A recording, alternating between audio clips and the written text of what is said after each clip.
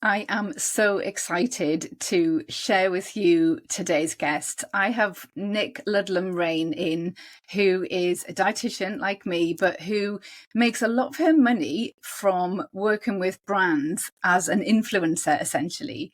So in this episode, Nic's going to talk to us about what it's like to work with brands, how to get started, and also how to deal with the fear and what it's like to put yourself out there and for when not so nice things might happen. And I know that's something that holds a lot of us back. So Nic's going to share with you her story. I'm not going to give too much away, but do join me in this episode because it is amazing. Nic is somebody who has inspired me from the day I decided to go freelance. So welcome, Nic. Thanks for joining me. Thanks for having me, Sarah. Yeah, it's a privilege.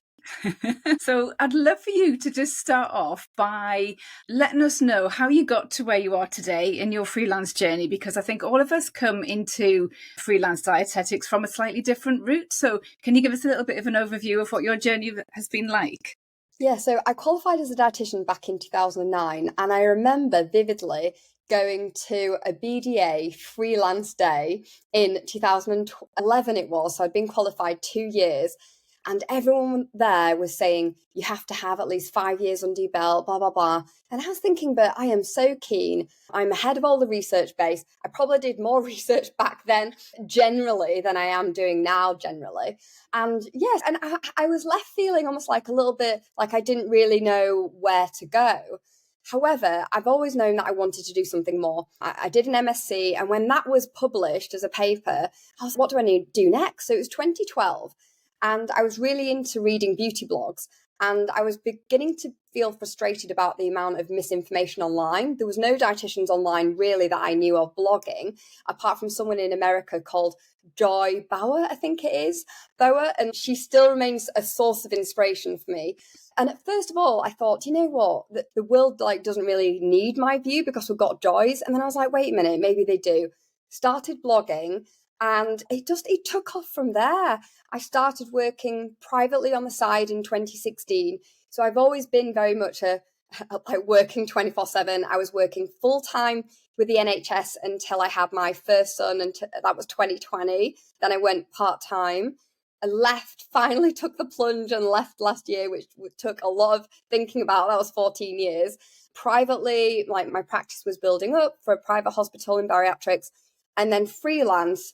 My income, it took over my NHS wage in year one by 2013, which is crazy. But I carried on working for the NHS because I could. And I didn't have any children, so I'd work weekends and evenings. And I am now at a place where I honestly feel so happy with my work-life balance. Like I do work pretty much like full-time hours, but it's within my control. And I pick my son up from school 3 times a week. 2 days he does after school club. I work the odd weekend. No, not the odd weekend. I don't work weekends anymore. I work the odd evening, only because I've got some patients and I can get paid a little bit more. And if I'm not doing that, I might be doing other stuff on my blog. So yeah, I've got multiple income streams now, and I'm at a point where I'm really happy. But I do work hard still. Yeah, absolutely. That's amazing. Thank you for sharing your journey. And I think actually that's how I first came across you. God knows how many years ago it was now, but it was through your blog.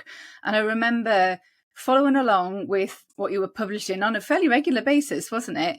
And you're right, you were like one of the only dietitians out there who was blogging at the time. And I know that when I decided I was going to take the freelance side of things a bit more seriously, it was you who I got in contact with and said, is this legal? How do we do it? How do you make sure that you're not going to get into trouble? And so, yeah, absolutely. You've been a real source of inspiration for me. So thank you for that. Oh, thank you. And I should just say, I don't know if you're going to ask me about it, but I have come across barriers. Of course, when you're one of the first ones to start out doing something new, there was a lot of resistance. And I've fallen down multiple times, or should I say I've been pushed down multiple times, but I've always risen, and I'm a much stronger person for it. And I've never put a foot wrong because I've always done my research, but other people may have thought that what I'm doing was just a little bit off the charts, but it was never off the charts because I always had HCPC. When you're HCPC regulated, you're not going to do anything silly because your job's at stake. Yeah, absolutely. Let's talk about that if you don't mind, actually, because I think one of the things that I find with a lot of the dietitians that I talk to is this fear. There's a real fear of putting yourself out there, a fear of accidentally saying something wrong because you might not be 100% up to date with the research. There's a big fear about being called out by our colleagues on what we might be putting out online. So you said they're actually not falling down, being pushed down. Do you mind talking a little bit about what that means? What happened to you? So I remember vividly in 2013, I just not won the Cosmopolitan Blog Awards and I was by myself down in London. And I got an email from the then BDA. So we're talking 11 years ago. It's a very different space now. I cannot praise the BDA enough for their support and their forward thinking. But back then it was very different. And I got sent an email saying that because of my blog, my face and name was being taken off a website called Trusted Dietitian. And I was mortified. Like, I think I broke down into tears, rang my mum, and my mum helped put things into perspective. She said, Nick, this is your trade union. It's not the people who regulate you. So this was actually the first step towards making my blog and what I do a little bit more concrete. So I set up the very first disclaimer page. It took me days to write. I set up a disclaimer page. I had a look at my blog, really didn't think that I was doing anything wrong, because gone are the days where you had to mention 3 brands. Yeah. That was removed many yonks ago. And I sent my blog to the HCPC and I said, is what I'm doing okay? And within 24 hours, I got a reply, the most loveliest reply, saying, yeah, you're not doing anything wrong. You haven't breached any guidelines.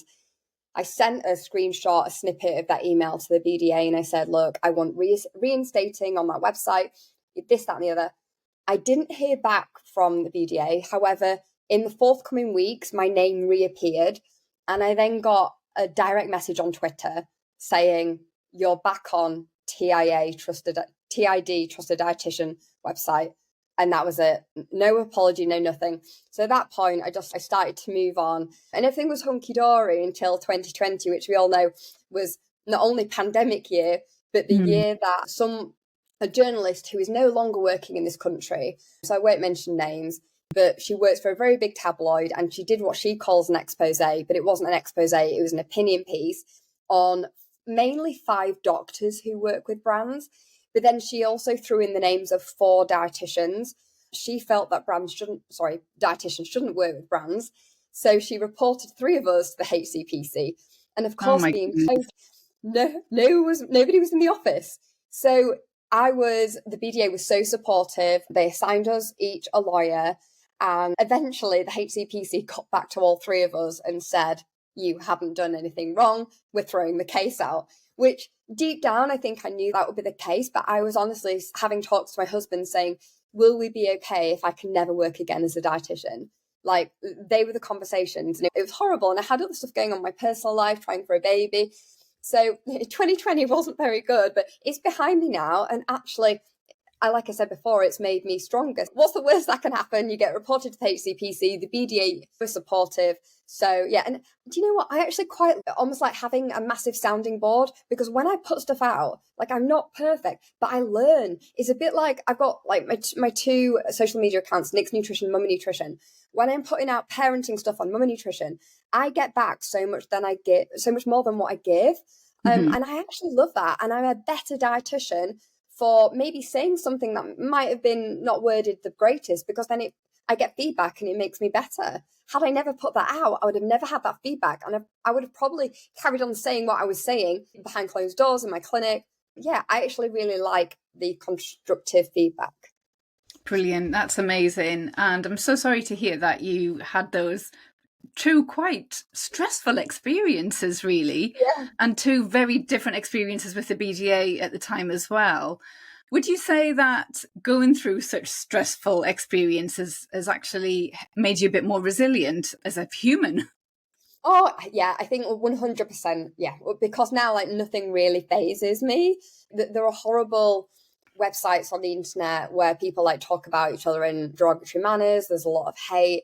And even like reading that stuff, I look for ways that I can improve. So I don't really take it as negative. And also, if you've ever done an article in the tabloids, I won't mention any specific ones, but I started doing that from like 2012. So I've had these comments online, and you read them and then you move on with your life. And you just got to remember what are your values, what's most important, you, your friends, your family, not that person who's hiding behind a keyboard God knows where, who's probably in maybe a sad place.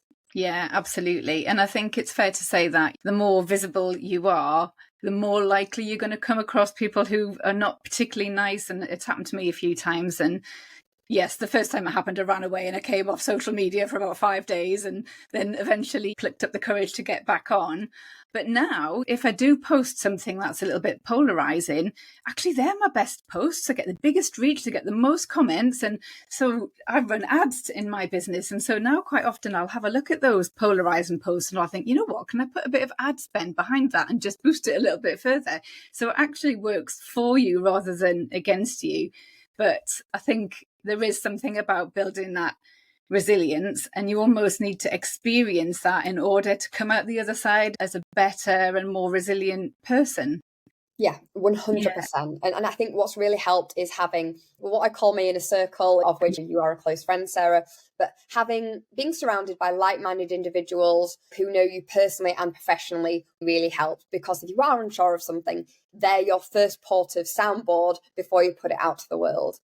Yeah, brilliant. And that's so true. And yeah, for those of you listening, we do have a little inner circle where if we are creating something, we've got each other to bounce ideas around with. And that's just really nice to have that little network, particularly when you are freelance and you don't have a department to bounce your ideas around with. Top tip: go and chat with some of your colleagues if you're just not sure about what you're doing. And you can always do that inside my little community. I'll just mention a little plug there for my Beyond the Clinic business community if you wanted that as well.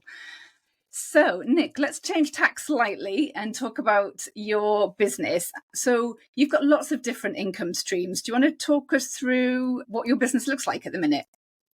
Yeah, I wouldn't say, I almost don't really call it a business. I mean, my husband runs a business. He's got an office manager and staff. So I don't employ staff, but I do have somebody who works for me, on a freelance basis, doing lots of work that I don't have time for. And prior to this girl, Melissa, Louisa, she was working for me basically 1 day a week. And we had a really good working relationship. I did used to be under management for 2 years, but I've actually moved away from that and I'm actually really happy. The only person like me, Melissa, who supports what I do, and then I've got an accountant, so I don't do any of my finance end of year stuff. But how do I split my incomes? I do have a private clinic where I might spend maybe 15 hours a week, so 2 days a week. And then the other times it's split between mainly, I'd say, creating content online for brands, mainly Instagram reels and stories. I write regular articles for magazines and online health websites that I get paid for. I also do a lot of non-paid journalist quotes, but that's just promotion. I co-founded the NutriTribe. So I've got an online freelance course with Ro, which is a great source of passive income. Most recently, I've launched a book, which is being published in July. So that's a new income stream, which I'm putting lots of time into now. So it's really varied. And I honestly never know really what's around the corner. But as the years have gone on, my work's changed. I sometimes have yearly contracts with brands where I create content for them or for me. For example, Lloyd's Pharmacy did a load of work for them on their YouTube page. So it's really varied and I love working with the brands and I love how it's different. I think I'm someone who I get bored and I get itchy feet. So I love the variety and I like the creative side as well as the clinicals. And I feel like my clinic keeps me grounded and it actually helps my content elsewhere. Yeah, absolutely. So let's dive into this working with brands part, because I think you're one of just a handful of dietitians who actually do this a lot. So I'd love to get your top tips, really, if somebody is listening to the podcast and is thinking, you know what, I really do fancy working with brands. How can they get started with that? I think the first thing to do is to create your social media page. And I'm not very active on things like Facebook and Twitter, mainly because that doesn't generate me an income really. It's mainly in start creating content. When I started out, I never knew that you could make money from doing something that you enjoy. So I think start creating content that you enjoy making and that you would want your audience to consume. And then I started out, I worked for free for about a year. I would do brand reviews for free. I'm not advocating that anybody work for free. I'm just saying that was where I came from in 2013. And then I basically got so busy that how did I decide where I put my time? Yeah. So I then started to charge. I got some advice from someone. I realized that you could charge. And from there, really, the busier that you get, the more you charge. And I think how I've done it in the past is that I think if a piece of work's come in and I'm absolutely drowning and I think, do you know what? I actually can't do this right now. I might throw back an absolutely ridiculous figure saying, look, I'll do it for this amount. And then they come back and say yes. And I'm like, oh, okay. So I may have been undercharging for the last 2 years, which is what I've done in past times. And working with management, I've realized how much money you can actually get. And just remember that brands aren't just paying for your time to create that reel, that hour or two, or even less. They are paying for your decades worth of clinical experience, your authoritative figure, which you've been spending time creating online, the other free content that you're putting out there. And also then if they're then creating an ad from what you've done, you then need to charge for that. So like a percentage of the fee. And I never realized it when brands first started saying, oh, like we're putting 20 grand behind this post to boost it. I was like, oh great, I'll get more followers. Does not work. I have never, honestly, I've had hundreds of thousands of pounds put behind posts and it's never brought me in a single follower, maybe less than 5. So you need to charge for that. And I've had advice from people who aren't in our industry, but are in the social media game, which has been very good. And they've just said, look, if they're using you as a human billboard, you deserve to be paid. And just to look out for contracts. If it says the word perpetuity, I think that's the word, how you pronounce it, that means forever, which I didn't realise. Make sure that brands don't own your name and face forever. Put a time limit on it. If I'm doing a quote for a brand, which I charge for, I'll put a 3-month circular on it. So if they want to use it for 3 more months, they pay again. And yeah, it's really good. And I think loads of dietitians come to me saying, how much would you charge for X? I tell them what I would charge, and it does depend on follower number. It depends on engagement, but sometimes it's like the Wild West. And honestly, like that's what I've heard from someone who used to work for the talent company that I was with. It's like the Wild West, and sometimes there's no rhyme or reason. It's just whatever figure that influencer states. So know your worth, and obviously it depends on the brand. L'Oreal versus you know a startup. And it's very sad that I don't work with a lot of startups like anymore or now, but it's just because I don't have the time. Like you've only got a finite amount of time, and I don't want to be sacrificing the balance of life and work that I've got right now. And also I don't want to be putting that many ads out. So I choose my work very carefully. Yeah, absolutely. And I think what you're saying there about the money side of things, for me, it's always been really useful just to remember that they're paying for your highly targeted audience. And of course, because you're a registered dietitian, there's an instant trust there, and it's far deeper trust than it would be if it was a celebrity endorsing that thing. So brands will pay. And I think you're also right about that potential of undercharging, because if you think about it, some of these big businesses are multi-million, several million, billion businesses. They're not going to think twice about us sticking an extra £1,000 on our quote or whatever. So yeah, I think it's really useful and I think it goes back to what we were saying before about that whole fear factor and little bit of mindset. It's about being confident to work out what it is that would make it feel like it's worth it for you.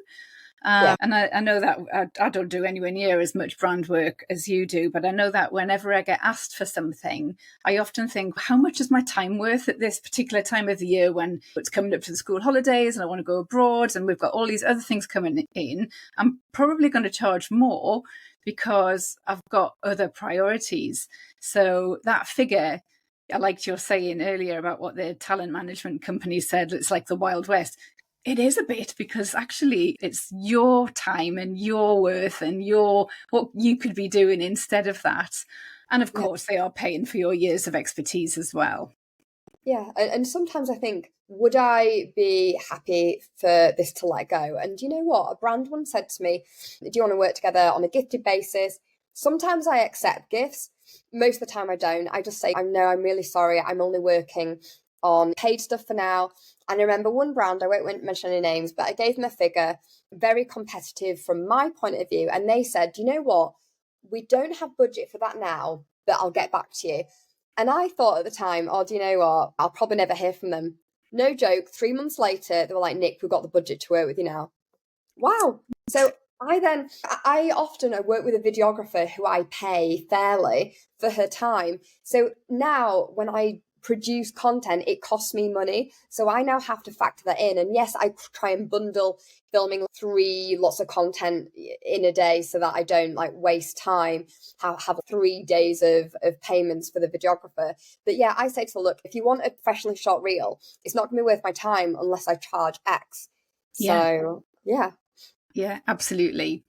So I just want to tap back into what we said at the beginning of this bit about working with brands. About, you mentioned about social media, and if someone's wanting to get started, your advice is really to focus on your social media, and that's because any brand work that's coming forward is potentially, it's going to be posted on your social media, isn't it? So you have to make your accounts look attractive to them, to have the engagement, have the followers.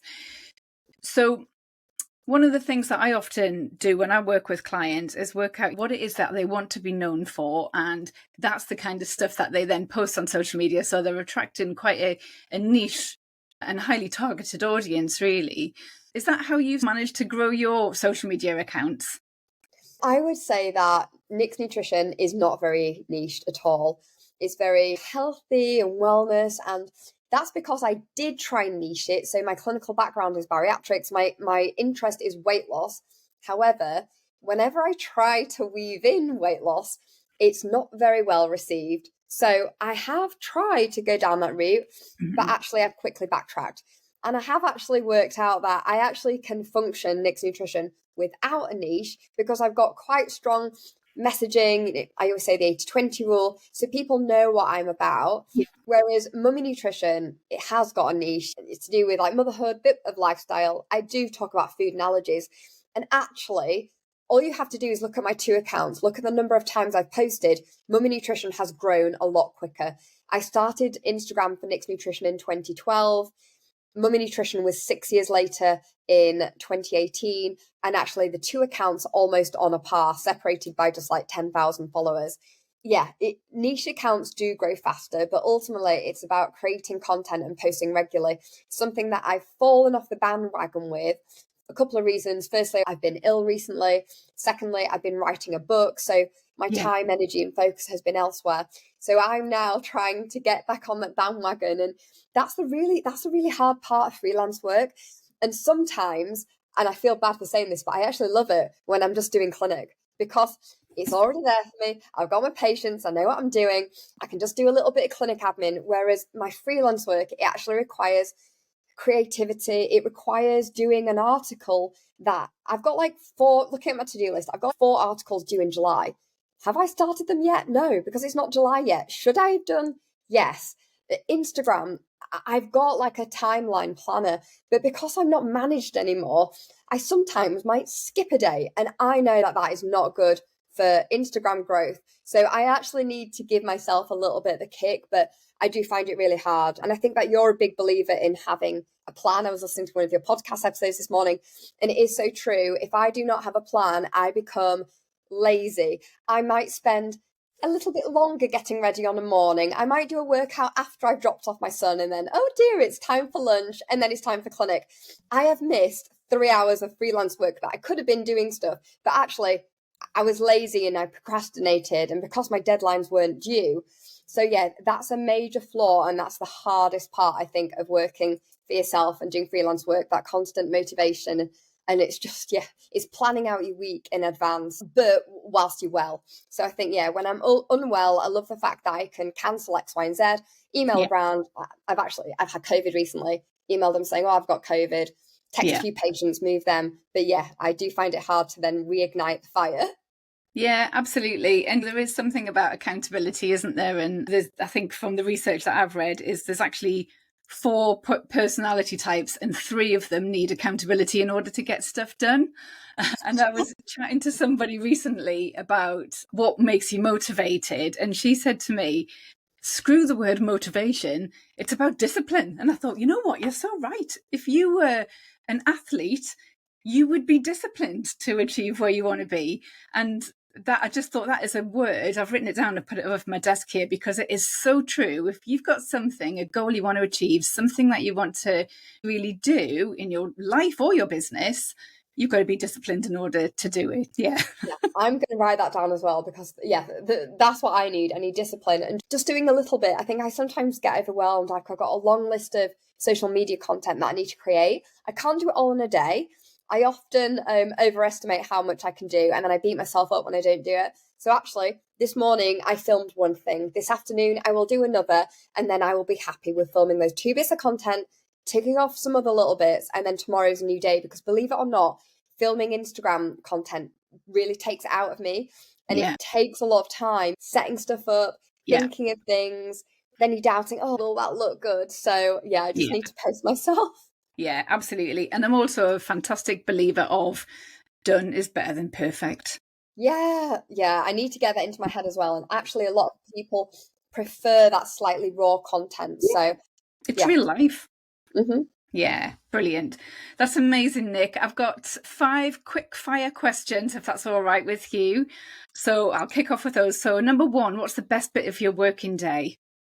Best bit, it's an overall thing. It's the flexibility. It's the fact that if something fun comes in, like a TV opportunity, I can just say yes. It's saying yes to things that I didn't have planned in because of the flexibility that I've now got. Amazing. Love it. Number 2, why do you do what you do? I do what I do because I want to make a difference, and I like to help. I like to help people. Yeah, absolutely. I think that's often why we all do what we do, particularly working in dietetics or in healthcare. It's all about helping people. I think I love it when people become less confused. So they're confused because of all the amount of social media nonsense. And then I do something, and then I get feedback and they say, do you know what, Nic, you've made it make sense. Or I finally feel at ease with eating that piece of chocolate cake. So that, it gives me a great sense of achievement, and I've done it. Yeah, brilliant. Love it. Number 3, tech. Love it or hate it? I love it, but it takes me a long time to get around to using it. It's like that chat GBT, honestly, not even used it. Sorry, I started using it a week ago, and it's been out well over a year. So I'm very behind with certain stuff. Yeah, it's there to help us, but it does involve learning a whole new set of things, doesn't it? Number 4, I think we've already done actually. How do you stay motivated? Or how do you say disciplined, we should say? Writing a to-do list and prioritizing it. That's how I do it. And I have a little online plan. So I'll map out my social media for 2 weeks, and that is the only way. That's how I stay accountable. Yeah, planning ahead. Yeah, brilliant. And final question, what's the one thing now that you wish you could tell your former self when you were just starting out in business? I wish I could tell myself to not wait too long before you jump onto something. So, for example, I was late to joining Instagram professionally. I was late to giving stories a go. I'm now late to chat GPT. And I think it's just a confidence thing. I'm late to using green screens. I've never used one before. And finally, I'm going to use one this week. So I think it's just saying to yourself, just give it a go. So I've now realized that I need to just take these opportunities in these new things that come along, apply it to what I do, and just give it a go. So that's something that I'm telling myself now, and I wish I would have said earlier on, just give it a go. Yeah, and that's brilliant because that links into so much of what we've already talked about done is better than perfect and the whole fear of just jumping in and doing it. So amazing. Thank you. Thank you so much for your time, Nic. This has been a really brilliant conversation. Where's the best place for people to connect with you? I think the best place is Instagram, Nic's Nutrition, NICS Nutrition, and check out my book, How Not to Eat Ultra Processed, if you want to hear what I've been preaching about for the last 15 years, and also find out about the nuances to do with ultra processed foods. So that's my new little niche that I'm going to be falling into. Excellent, brilliant. I can't wait for that book to come out. I'll take it with me on holiday in July and give it a nice little read by the pool. Yes, yeah, and of course I'll be seeing you at the book launch party as well. Yes, yeah, looking forward to that.